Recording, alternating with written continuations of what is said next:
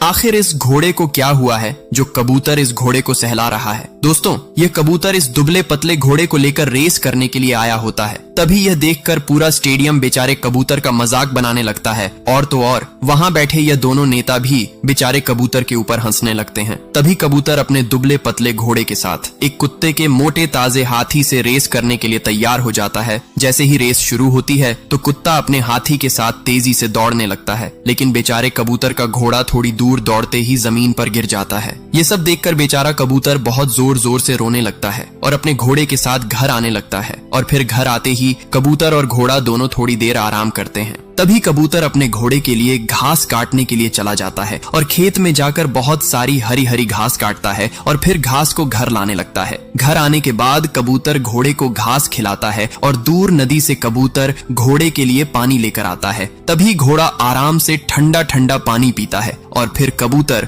घोड़े को खिलाने के लिए बाजार जाकर एक चना की बोरी खरीद लेता है और चना की बोरी को घर लाने लगता है। और फिर घर आने के बाद कबूतर घोड़े को पूरी चना की बोरी खिला देता है। इतने सारे चना खाने के बाद कबूतर का घोड़ा भी हाथी जैसा ताकतवर हो जाता है। तभी कबूतर फिर से उसी स्टेडियम में अपने घोड़े को लेकर हाथी से रेस करने के लिए आता है। रेस शुरू होती है। तभी कबूतर का घोड़ा कुत्ते के हाथी को पीछे छोड़ देता है और कबूतर रेस जीत जाता है। और फिर कबूतर को रेस की चमचमाती हुई ट्रॉफी मिल जाती है। रेस जीतने के बाद कबूतर अपने घोड़े के ऊपर बैठकर घर आने लगता है और बहुत खुश होता है। लेकिन बेचारा कबूतर बाद में फिर भी रोने लगता है, क्योंकि आपने अभी तक बेचारे कबूतर को लाइक सब्सक्राइब नहीं किया।